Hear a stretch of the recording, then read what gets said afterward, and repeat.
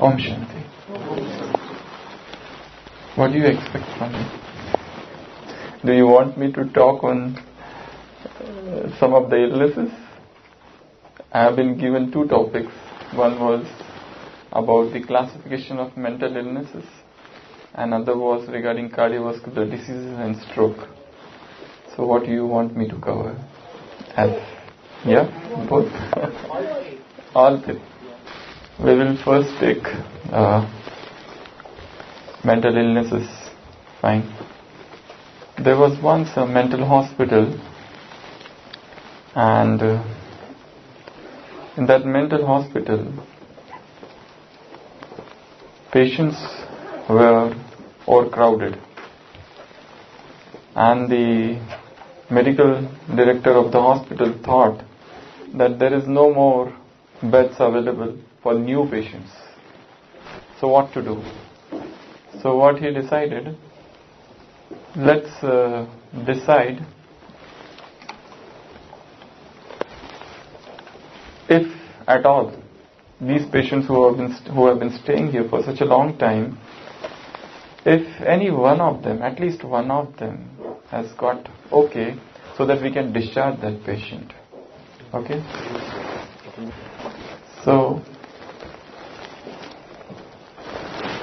he decided to do one test. What he did, the medical director, he told all of those patients, those psychiatric patients, to assemble in one hall, and there was a wall, and he drew a picture of a gate, a door on that wall. Okay, there was no door there, but he drew the picture, and he told all of them that from today onwards you all are free. You just go, you can go through this window, through this door.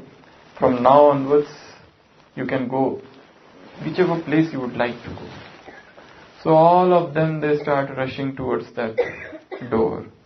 Some of them start scratching the door, that wall. It was not door at all, but some of them start scratching the wall. Some of them start hitting the wall, and so on and so forth. They almost are about to break the wall, but only one of them is sitting behind.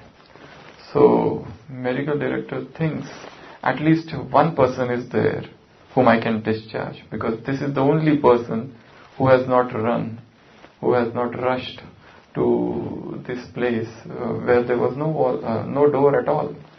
So he goes to that person, that patient, and tells him that I think you are the only fit person to be discharged. He said, why? He said, see, everybody is rushing, but you did not go. So probably you are the only sensible person here. He says, I did not go because key is with me. Why will I go? All are going, there is no use.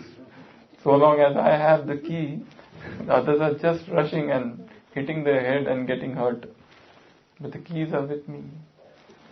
You know, all the illnesses, psychological illnesses especially, they are in one way or other adamant, very difficult sometimes. In our clinical practice we see so many of them. So there are 2 words, one is psychiatry and another is psychology. So there are 2 people, one is psychologist, other is psychiatrist. So what is the difference? Psychology is just a philosophy, whereas psychiatrist gives the medical treatment and so on. Psychologist has no right to prescribe. That is the main difference. And psychiatry, a person undergoes a specialized training, MBBS, and then post-graduation, and then so on and so forth. While psychologist, a person need not to be a doctor for that. Person can take a lot of training and gradually become a psychologist. There are some psychologists in the world who never took any formal training. Just by studying people, they became psychologists. So this is the basic difference you need to understand.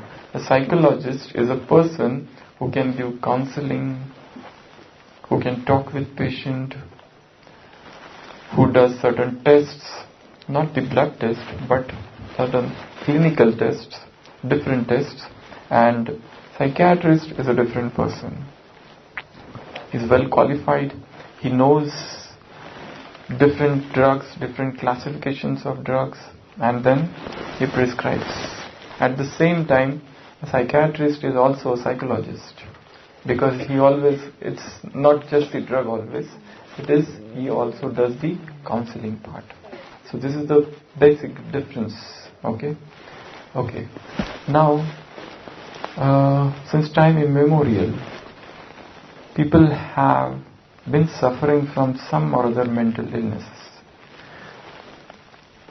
There was a time in the history, if you go back to certain civilizations, Mesopotamia civilization and Greek civilization, even ancient Indian civilizations, you will find that these illnesses were existing.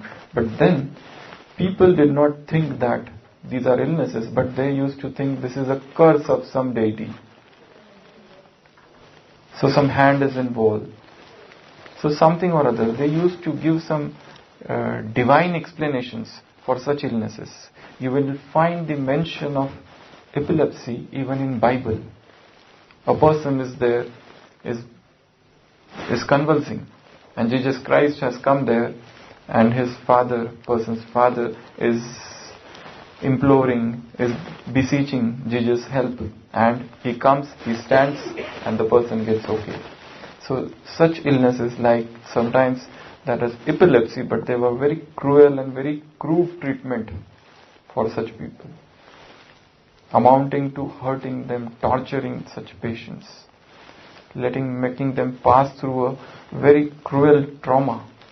So if you look at the complete history of such psychological illness, they have been misunderstood for a very long time. Very, very long time.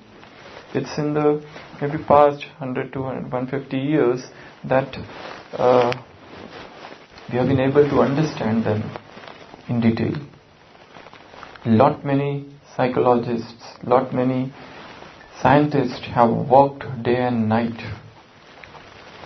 So before I enter into the subject, what I want to explain you is one important thing regarding Sigmund Freud.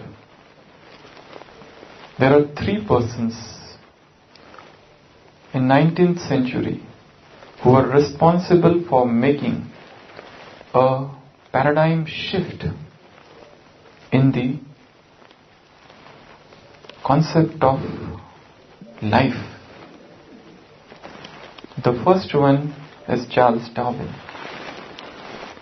Though later on he himself rejected his theory and he turned towards Christianity.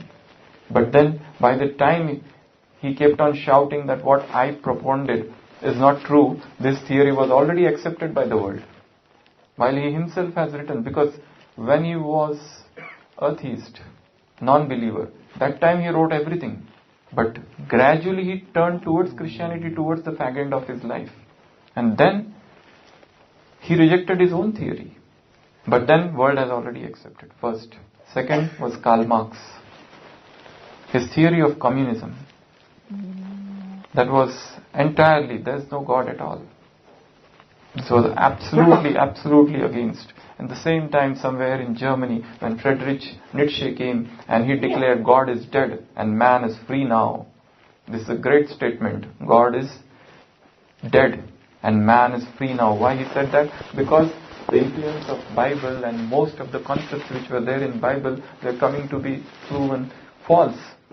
Some of the concepts. So that's why he was the second person, Karl Marx, whose theory was accepted, and third was Sigmund Freud. Till now, there was no such thing as two minds. Everybody used to talk just mind. He was the first person who talked about two levels at which mind operates. First conscious and second unconscious. Later on, the same unconscious mind was termed as subconscious. But when he propounded the theory, because he studied human beings in great detail. He studied, but there were a lot of lacuna in his theory as well.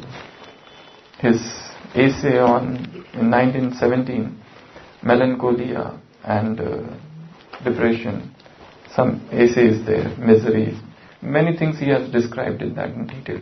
So there was also, because of this person, lot of new things came to the light, and also his concepts were immediately accepted by the whole world.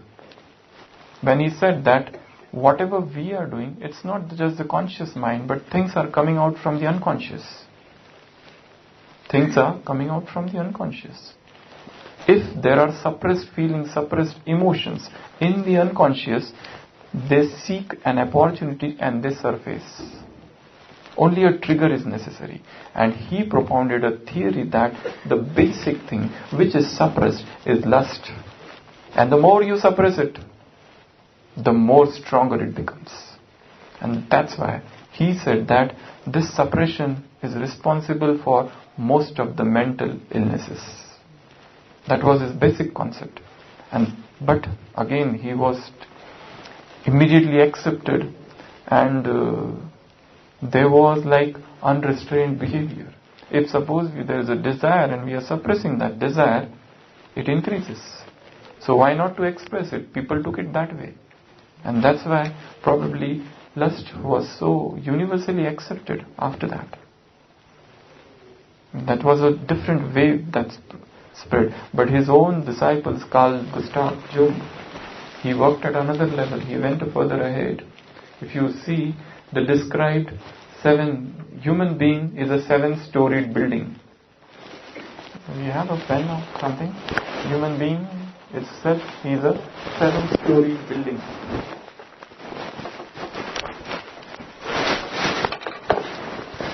We are here, conscious mind. So, when Sigmund Freud came, he said, this is not everything. There is something below. Unconscious mind, Achetan man, is somewhere here. This is unconscious mind, and most of the things are here. Though, one more thing which is very important here to understand, Sigmund Freud had no idea about religion. Sigmund Freud had not studied any of the Indian scriptures.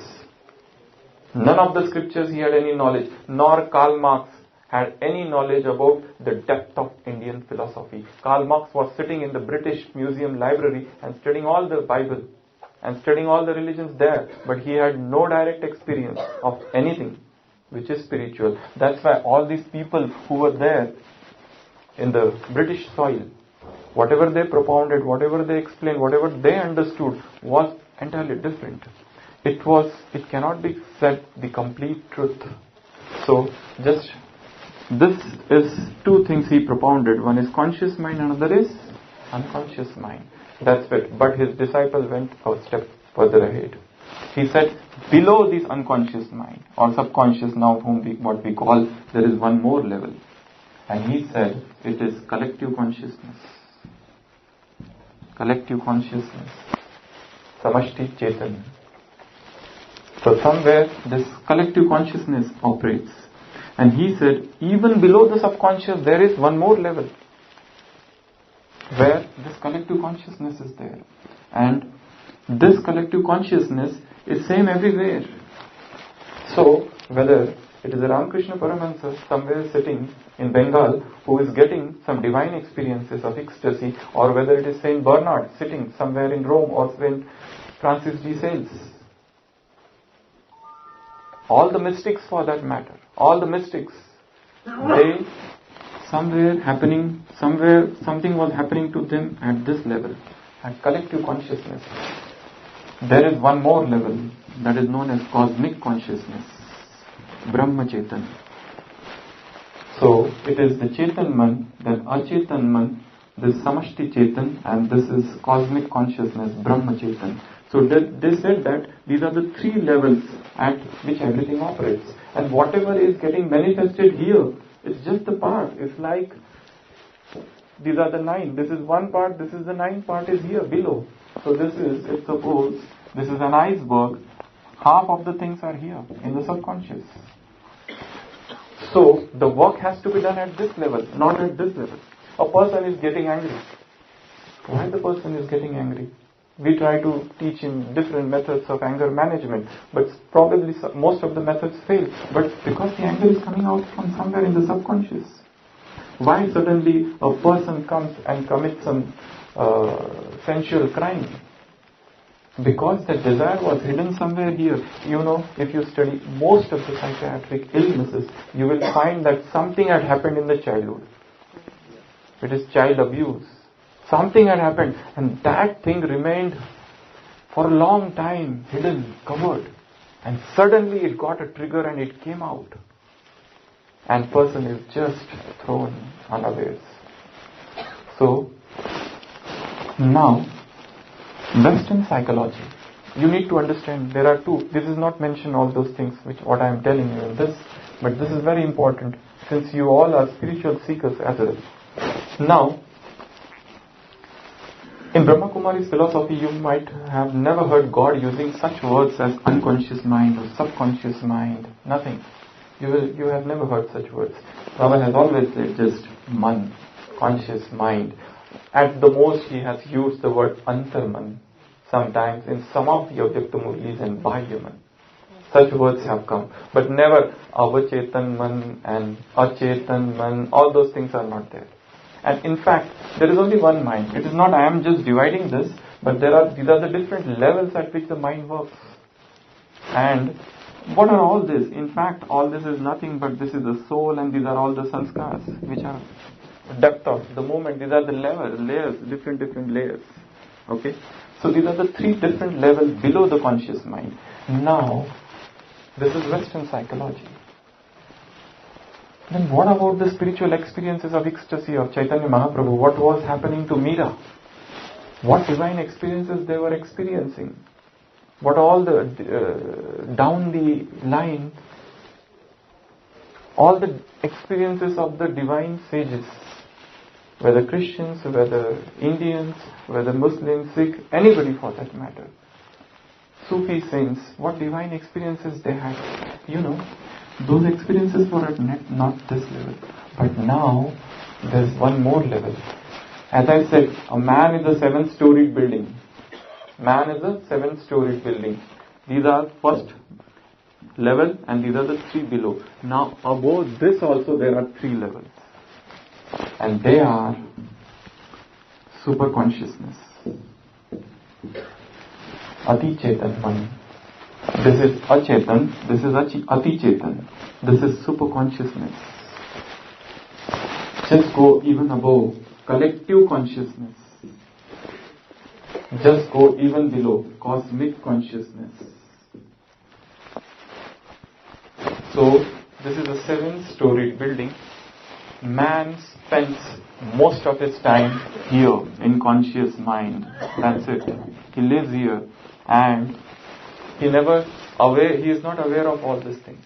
Not to speak, because this is a spiritual realm. Yeah, it starts from here. All the spirituality starts from here. Because you trespass, you go beyond the conscious mind. Once you enter this. Now, the question is, how to enter these levels? How to enter these levels? The method is simple. You don't have to enter these levels from conscious, you have to enter into unconscious or subconscious. The moment you enter into subconscious, the superconscious starts opening. The moment you enter from here to here, this starts opening.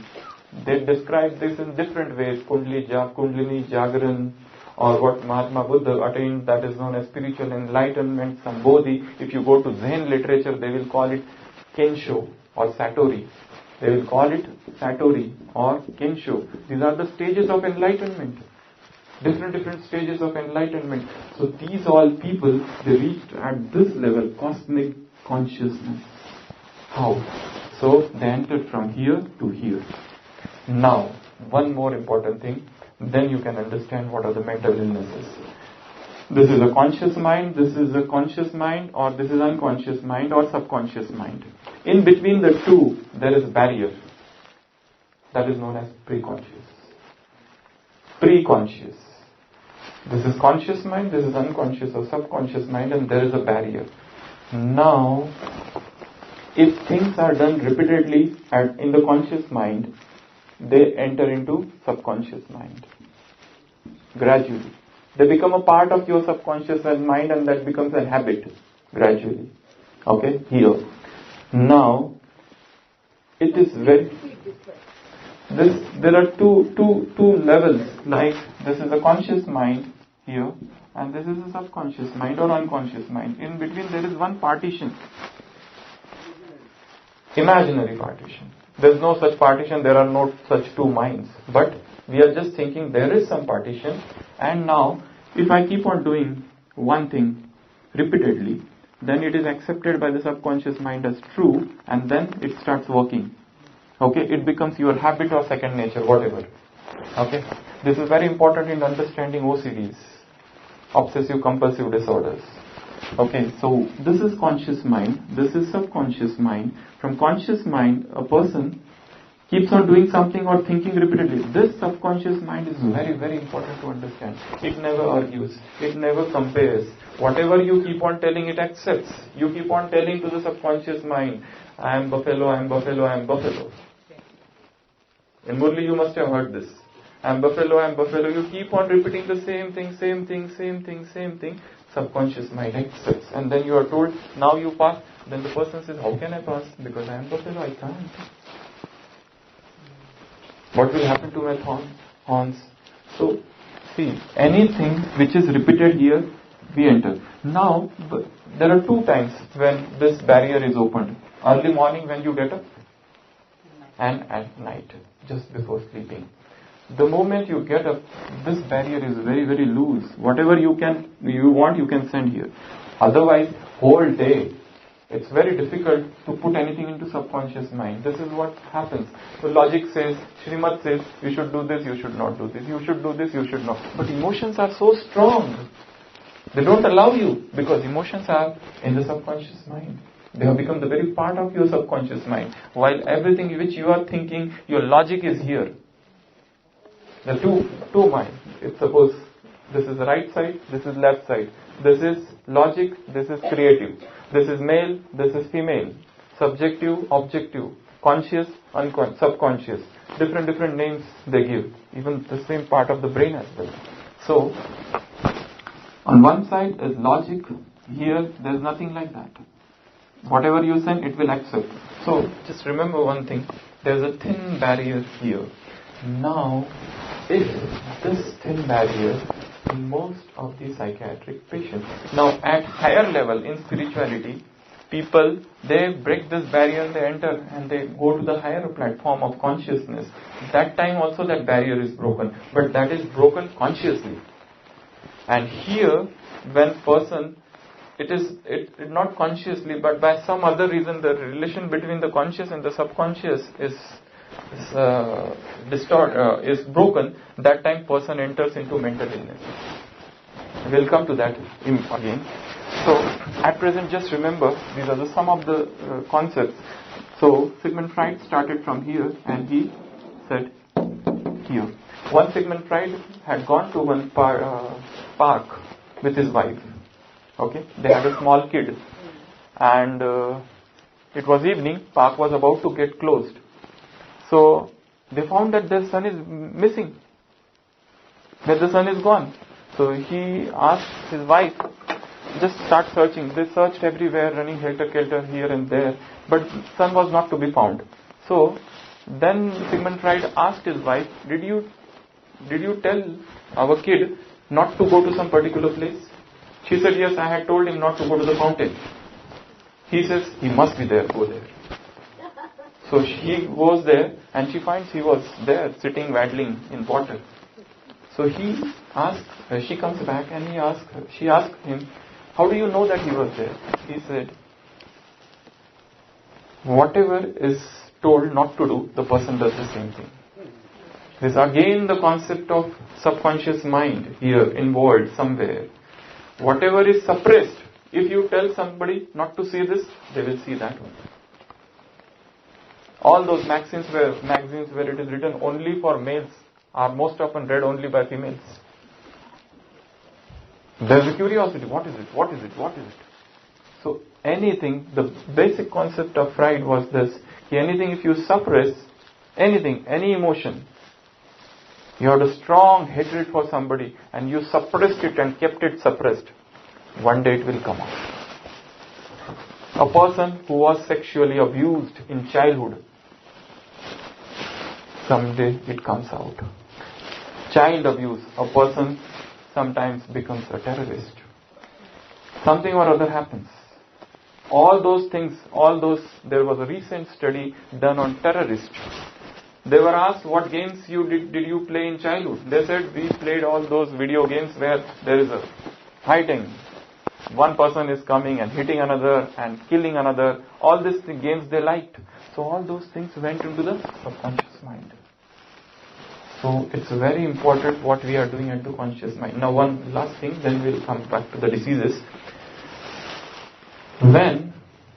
How to enter into subconscious mind? One of the methods to enter into subconscious mind, this is the most important statement, is Jagran, awareness, mindful living. I am not talking of great Jagran, mindfulness. Like if there is an anger, it's the great Jagran. It's very difficult to awake because in the stage of awakening you cannot do any mistake. Mistakes happen when you sleep. So most of the time we spend in sleeping. So try with little awareness. Like you all are sitting here. Become aware who I am, where I am sitting, what I am doing. I am a soul. Even if whether you use the word soul or not, just awareness, I am listening. I am listening. When you are eating, I am eating. When you are walking, you are walking. These are small levels of awareness. And these will help you gradually to enter into unconscious or subconscious. The moment you enter into subconscious, the above superconscious will start opening. You don't have to go there. Friedrich Nietzsche has said somewhere, human consciousness is like a tree. If a tree has to go up, it has to go down. ऊपर जाने का मार्ग है गहराई. जितनी साधना गहरी होगी सिद्धि आएगी. सिद्धियां ऊपर, sadhana नीचे. Remember that. If you want to enter into the higher platform of consciousness, अपने ही अंदर जाना पड़ेगा. अपनी ही चेतना के अंदर प्रवेश करना पड़ेगा. जब चेतना नीचे तक जाती है, जैसे चेतन से अचेतन, अचेतन से ब्रह्म, समष्टि चेतन, cosmic collective consciousness, gradually as you enter below, all ऊपर का सब खुलने लगता है.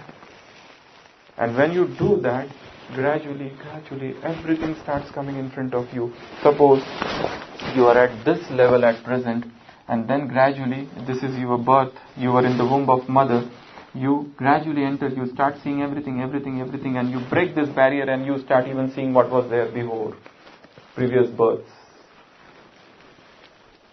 Baba has said so many times in the Murli, you spin the discus of self-realization and a day will come, you will get to know all your births, your horoscope, your Janmapatri of 5,000 years, because everything is recorded here.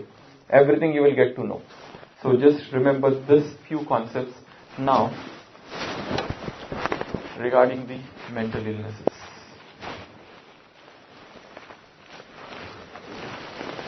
Inner disruption, inner conflict happens in all the mental illnesses. There are two types of mental illnesses. One are neurosis, other is psychosis. Neuroses are milder, psychosis are little where the person loses touch with reality. Neurosis, many things can happen in that, depression, anxiety and phobias and so many things. But sometimes all those neuroses can sometimes turn into psychosis. Psychosis are a little serious. Classification, lot of attempts have been made to classify all the mental illnesses. The best known classification is the DSM classification, Diagnostic Statistical Manual of Mental Illnesses. So right now DSM-5, latest is DSM-5 as per 2013. Latest is DSM-5. Till now DSM-4 was going on, but DSM-5. And then there are a lot of ICD coding. ICD-10 is going on at present for all these psychiatric illnesses. So we are going to see a few important things with this background in mind.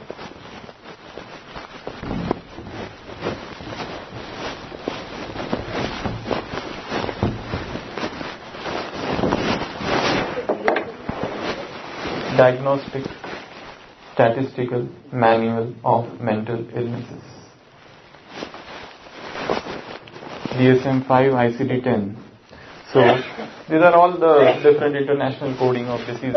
Just full name, this is this, this is this, this is this. If you see most of the discharge paper of psychiatrists, they won't write their full diagnosis. Anxiety, depression. They just write this DSM-5 and the coding they write. Sometimes they say it is better. But even suppose otherwise the patient says, oh, I am having major depression. He sees his own diagnosis. So, this is very important. So, this one.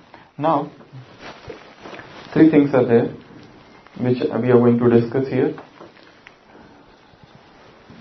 Depression. Second, phobia. And OCD. OCD. What is that? Obsessive compulsive disorder. Here, you must have seen you must have heard about it, or even some of you must have seen people suffering from this. What happens to them? A person is there, he locks the door and checks it again. Once, twice, thrice, four times, 5 times. There is some person who is washing the hand again and again, again and again. There is some person who is opening the refrigerator, keeping things, again opening, again, after some time coming, and then again he is going. So he is doing something continuously, repeatedly, and he is not even aware of it. And sometimes when he is aware of it, he can't even stop it. Because he has to do it. It is such an urge within. So there are a lot of things happening at the psychiatric level, at the neurological level, at the physiological level, at the genetic level. They ascribe many causes. It could be physiological, it could be some disturbance in the chemicals, neurotransmitters, gene level, different things they have talked about it. So basically here also the same thing happens. A balance of this conscious and subconscious is disrupted.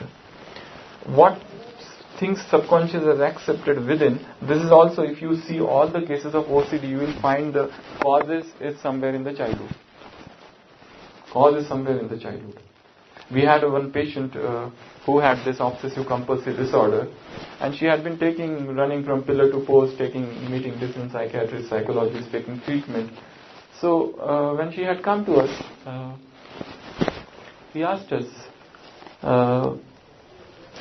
we tried to go in her childhood. So when she was a young woman, she used to love a man. When she was not a brahmakumari, she was a brahmakumari sister. She used to love a man, and her younger sister, she also started loving that person. And then her lover, that person also started loving her sister. And they both married. And she couldn't say anything. She couldn't do anything. Because her younger sister was very much dearer to her. And that's why she just remained calm. And it is after many years then she came in Gyan, and it is almost 30 years now. But then she has developed this strange symptoms of doing all these things. So it is not related to that. But that feeling of jealousy, that feeling of anger, that feeling of revenge for her sister, though she used to love her sister so much, but she couldn't do anything now, that time. But that remained suppressed. She came in Gyan, she started doing push-ups, but that thing remained hidden in the subconscious mind. Subconscious mind is like, a storehouse. There are thousands of things are hidden. If you want to focus on one particular thing, you will have to go with a torch like this. You shine here and that thing will be enlightened. It's like, so what is hidden in the subconscious mind is very, very difficult to know. But yes, we can know. And we can neutralize all those negative emotions. So sometimes same thing happens in OCD. Something remains and then outside it is manifested like that. For that matter, all the psychological illnesses. See, if you see some of the things like somatization. What we call is somatization. Somatization means, I remember one patient who had come to us, she was doing like this whole night. Like this, without a break. Just like this. Whole night she was doing this. What was this? It was not physical problem. The problem was somewhere in the mind. There was one patient, often you can see something which is known as hysteria. One girl surrounded by 10 relatives and she is coming like this. And she comes and you give her some chloroform or something to smell and she's alright. Back home. See, these illnesses, they are all hidden somewhere here in the subconscious. Something has happened. Maybe in this birth or in previous birth, some trauma, some hurt, some wound, some emotional fracture, some emotional trauma. Something has happened that remained bleeding. And then later on at certain point it is manifested in the form of bodily illnesses. It can manifest as OCD. It can manifest as phobia. Phobia is what? Unnatural fears. Fear of heights, fear of closed spaces, fear of public, fear of anything. One fear is okay. Suppose a lion comes in front of me, there would be fight or flight response. That's fine. But I am talking of unnatural fears. You will see some people, they fear water. Some people, they fear heights. Some people, they fear Mumbai fear. Local fear. Local trains. They can't travel. Because the moment they see local trains, they are afraid. They are frightened. Why was Napoleon defeated? Are you aware of that? In the cats. In the Battle of Waterloo, Napoleon, when he was 6 months old, now look at the age, 6 months, he was in the cradle and one maid was looking after him. She just left for some work outside and all of a sudden a cat attacked that cradle when Napoleon was a kid. Though he remained unscathed, unscratched by the time the maid came. But somewhere in his subconscious mind this fear entered. And later on he could fight with the fiercest of lions. But he was afraid somewhere of cat. So when in the epic battle of Waterloo, his enemy, Crito, he understood his weakness. And I don't know how many, 17 cats or 21 cats he brought, and he bade the cats go upon him. And he was just unarmed and he got defeated. So somewhere the seed was in the subconscious mind. What is there in our subconscious mind? All the time we are working on the conscious level. All the time people make pledges on the conscious level. An alcoholic says, I understand that we should not drink alcohol. Do you think smokers don't know that smoking is bad? They know. They make pledge. But they are broken because something is coming from the subconscious. While all the things they are doing at this level. So is there any method by which we can enter the subconscious? As I said, 2 things. First, early morning when you get up, whatever you want, whatever the first thought you bring, that has a lot of tendency to enter into subconscious. And while sleeping. Just before sleep. And throughout the day if you want to do, practice awareness. Awareness. We don't fall to sleep. Smriti Swarup. Last Sunday's Murli Baba talked about the first highest code of conduct is Maryada, Smriti. I am also soul, he is also soul. Who he, and he is also soul. So he is in fact talking about this awareness.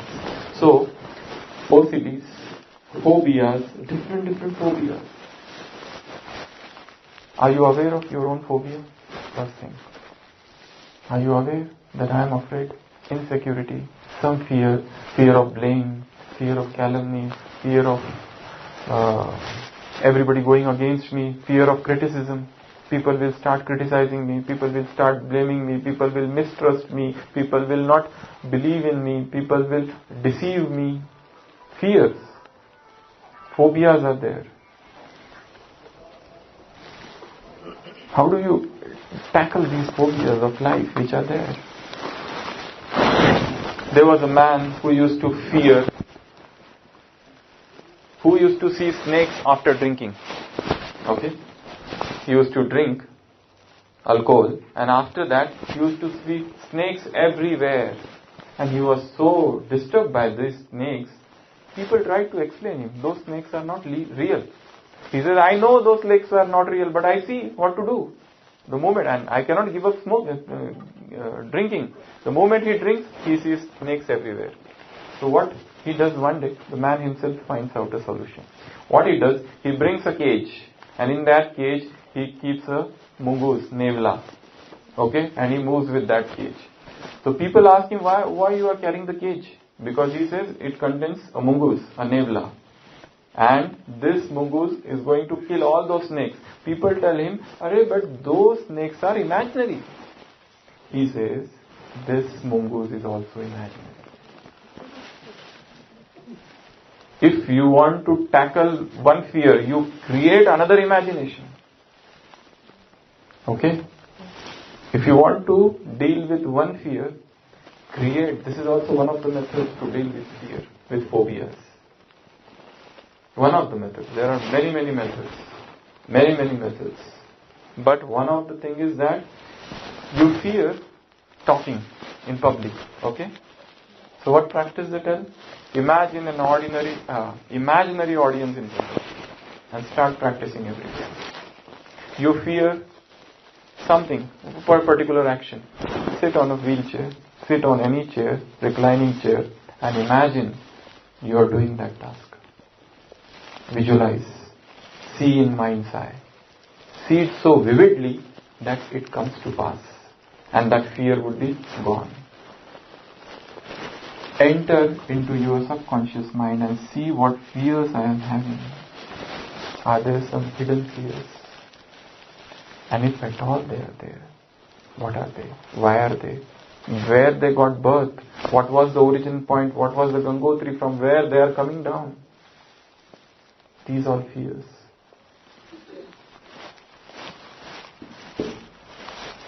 A person gets depressed.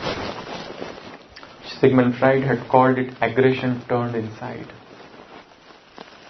He worked a lot on this.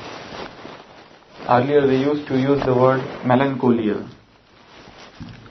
Melancholia. This is a chronic stage of depression. A person remains depressed. What are the signs and symptoms? A person doesn't feel like to eat, or he eats too much. Both things can happen. A person doesn't like to speak, or he speaks too much. A person doesn't get sleep, anidra. But another symptom of depression is sleeping too much. Both things can happen in depression. And we need to understand. So, there are a lot of scales for depression to understand depression and many things like that.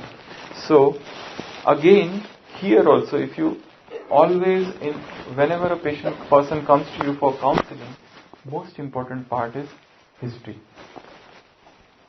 Childhood history. Any abuse? Any trauma? Did that child get parental warmth or love? Was he neglected child? Was there always a comparison? There was a younger sister and parents used to compare, she is scoring so well, why don't you score? He was always scolded. He was always told, you are good for nothing, you are good for nothing, you are good for nothing. He was always bullied in his school. Everybody used to tease him. He never scored any grades. So what was the history? That history is very, very important. Because that alone is going to tell you now how to heal. All the mental illnesses, in fact, they are mental traumas. Though there are endogenous depression and though there are genetic and all those things are there, neurotransmitters. But remember, history is very... Any person comes, try to go in a very friendly manner. Before you start your counseling or before you start your session with that person, see where he was born.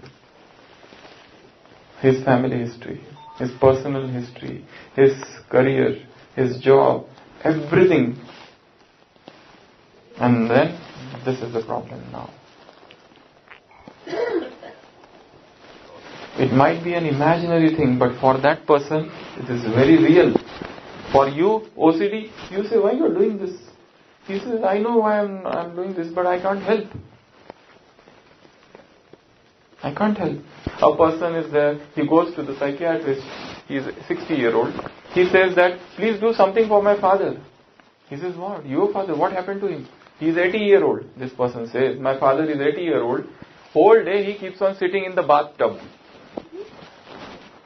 Please do something for him. The psychiatrist says, well, his age is 80, no? So why you worry? Let him sit in the bathtub. He says, if he sits the whole day, when I will sit? Because the same thing has in him also. So they pass from generation also, generation to generation. There is a very strong tendency.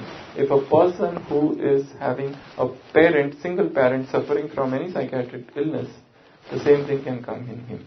There are chances, but not all the cases. As I said, it is again the subconscious mind somewhere. If there are two types of suggestions, one is Atma Sujhav, auto-suggestion, another is hetero-suggestion. Two types of suggestions. Now, a child is there, a small child, and from his childhood he has been told he is good for nothing, and he accepted. There are two things. One is suggestion, another is acceptance.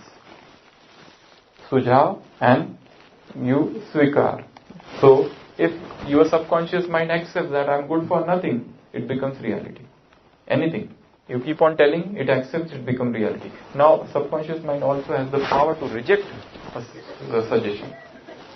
It has also the power to reject. You can say, no, I don't believe. Suppose you are sitting here and everybody starts opposing you. Now, there are two ways. One, you go in depression because everybody opposes you. You accepted it. I am not good for nothing. You gave a talk and everybody said, what a foolish and rubbish talk you talk always. So, your mind says, oh, I have given a very foolish thing. And you accept it. You go in depression. You sink in despondency. You don't talk with anybody for the next 3 days. This is one way. Second way is, also the mind has got another mechanism. I can reject. I don't care.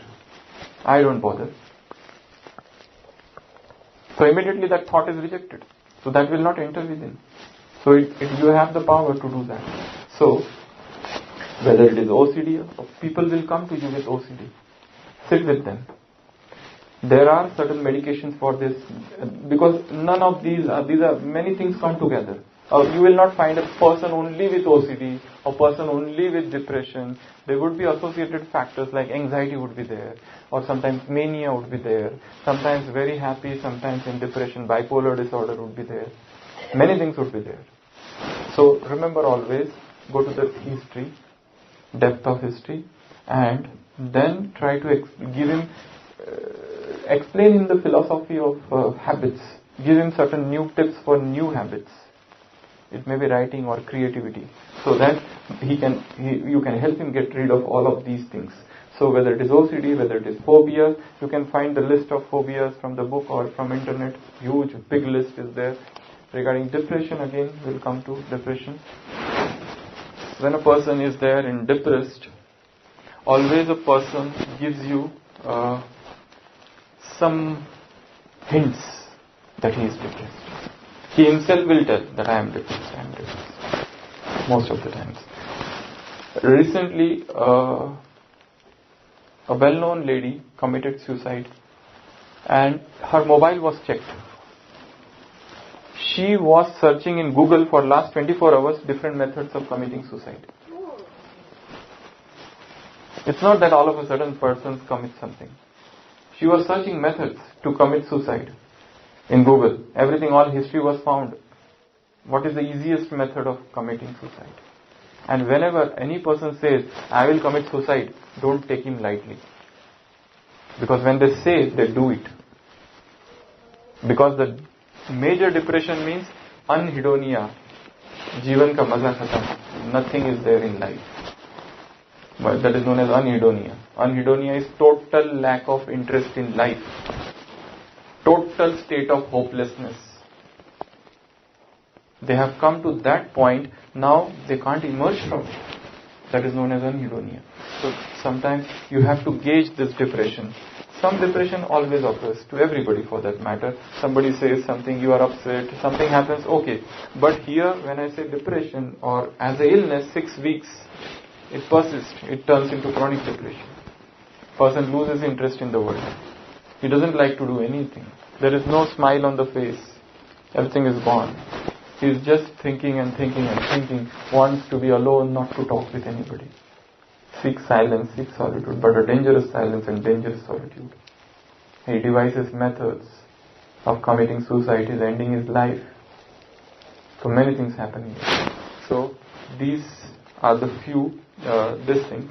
Now how are you going to manage all of these? There are many like schizophrenia and so many are there. Schizoaffective disorder, schizophrenia, psychosis, manic disorders, where the patient is almost on the brink. See, one more thing you remember, as you are a counselor or would be counselor in future, all the psychosis, better to refer them to psychiatrist.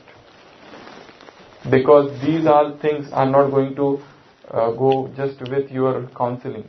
Many things like schizophrenia, no way. First you will have to, because their mind is working at such a higher level, flight of imaginations, hallucinations, they are hearing certain voices and something or something. And one more thing I want to remind you, in BK family, there are many parents who think that their child is having some spiritual experiences. In fact, he was having hallucination. But they don't accept that our child is a psychiatric patient, never. They are hearing Baba's voice and they are seeing Brahma Baba standing somewhere. And many things are happening. And the parents say, oh, such a divine, this is probably a soul from advanced party. They make all these things. That whenever in a big couple, a child is born, they say this is from advanced party. Because that child from that small age starts showing some things like this. He starts to read smoothly and he starts explaining knowledge. But it is found at a later age, these all children, they give up Gyan. And they adopt worldly lifestyle. Totally. So all those, don't be in that ivory tower or in that imaginary palace and think that this is a great soul. It's not like that. Sometimes psychiatric illnesses, they took the guise of spirituality. That's why Karl Marx or Sigmund Freud probably has said a very dangerous statement, religion is a trigger for schizophrenia. Because that's what was happening at that time. Because all the spiritual mystical experiences, people used to think, oh, this is a very great Sant Avdut or some Paramhans. Something is happening to him. But in fact that was psychiatric illness the person was suffering from. So never confuse this thing. Whenever a person comes to you for counseling and he says, I'm listening this voices and that voices and this voices, rather than ascribing all of these to evil spirit and in that track, better to refer such a person to a psychiatrist. Let a psychiatric treatment be started, antipsychotics, antidepressant, mood stabilizers, some drugs, some tranquilizers. Let his brain first settle and then you take over. Because whatever counseling you will do will go in waste otherwise. Yeah. How long does it take for his mind to stabilize? It will take at least 3 weeks. Because all psychiatric medicines, suppose if I start some antidepressant today, it is not going to act within 1 week. It takes time. Because there is a lot of things happening in the brain. Neurotransmitter serotonin level is going down, dopamine is going down, norepinephrine is going down. So all these drugs, what they are doing, they are increasing the level of serotonin. That's what is SSRI, serotonin reuptake inhibitors. They increase the level of serotonin. So a mood would be at the same time, yeah, but you can do one thing. A patient comes, refer him to psychiatrist, let him continue the psychiatric treatment. At the same time, you start your counseling sessions. At the same time, you start your counseling session. But remember, don't expect too much from your patient. These people, don't expect that I told you last time and why you didn't do that. No. One of the basic qualification for a psychologist or a counselor is to have unlimited patience. Unlimited patience. You can't expect them to accept what you do immediately. You told them to do this thing and show me tomorrow. They will not do. Because they don't have power. And since all of the are from the spiritual background here, whenever any person comes to you for counseling, half of the counseling should be done at Amrit Vela, in his absence, in the subtle world. Half when he comes in the evening or afternoon to you. Emerge that soul in front of your eyes. Give him powerful vibrations. Teach him new methods. Now, so you have to give replacement therapy. He is obsessed with something. Teach him some new obsession, some new habit, a new addiction. You will find in the book, things are written like that all. New addiction, new habit, something new. He should get addicted to something new. Give him some creative work. See, one most important thing is creativity. Do something that all the depressed people or phobia, all having, give them some creative work. Rather than teaching them logic, go by a different way. Emotions, feelings, all this, they understand more. Mind is more susceptible, receptive to all such things. Have a friendship with them. Don't start counseling, don't start teaching. And one more important thing, as I said, first qualification is patience, and second is always non-judgmental. Don't try to judge anybody. Don't label this is a case of depression. You know, some of the hospitals, they talk in this term. This person, they don't talk even person. Case of depression. Case of this. I remember once a patient was admitted who was a sister who was having little depression, and she was in the hospital, and a staff, while they give over, one shift over, another shift. So they tell, ye depression ki patient. So that patient felt very bad for that. Because she did not know, or she did not accept that she is having depression. So we should not label anybody. That's why I said this coding and all. Why? Because what is the diagnosis? ICD, this and this and that. Nothing is understood when you read. It is all gupt. It's all secret. So that's the thing that is there. So, overall management of all the psychiatric illness will consist of counseling, will consist of drugs, will consist of cognitive behavior therapy. There are certain therapies. Okay? And these counseling sessions should be repetitive sessions. This counseling session should be very mild. This counseling session should be non-judgmental. You should have unlimited patience with you. Try to be yourself in his foot, in his shoes. There are two words, sympathy, and one more word is empathy. The difference is, one is sahanubhuti, another is samanubhuti, empathy. You try to put yourself in his condition and try to understand what he must be feeling. There is something known as grief reaction. Grief reaction means some near and dear has died just now, and person has gone in depression. Yeah, of course. Yeah. So I'll give you one exercise, which we have a music here, or what is? No, without music also we can practice. In this practice, I'll give a short commentary. See your whole life on the screen, okay? Right from the childhood till now. What all things happened. You can even close your eyes if you want. Just see everything, okay? So we'll just do this short and then we'll take a break. I am a point of light, sitting in the middle of the forehead.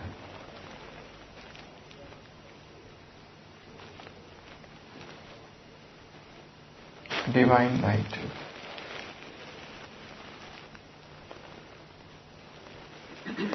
I see my whole life in front of me.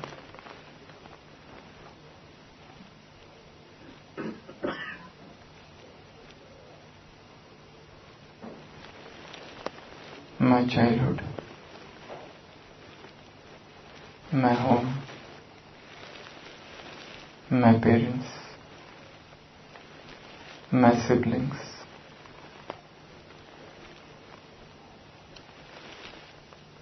I am growing up.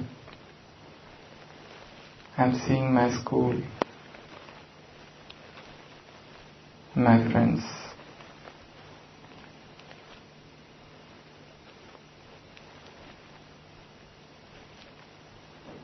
I grow further ahead. I see my college, my teachers, my friends.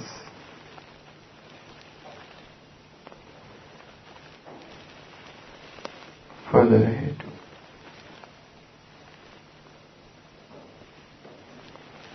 I see my office, my home, my family members.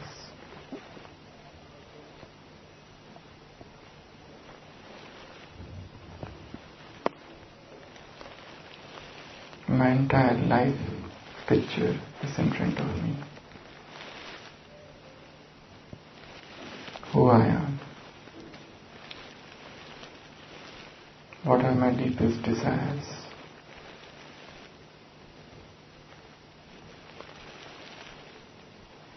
What I am searching for.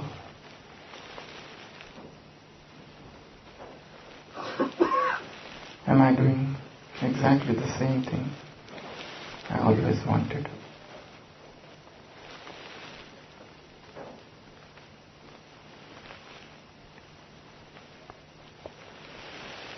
Let me stop, think, meditate. I, the soul.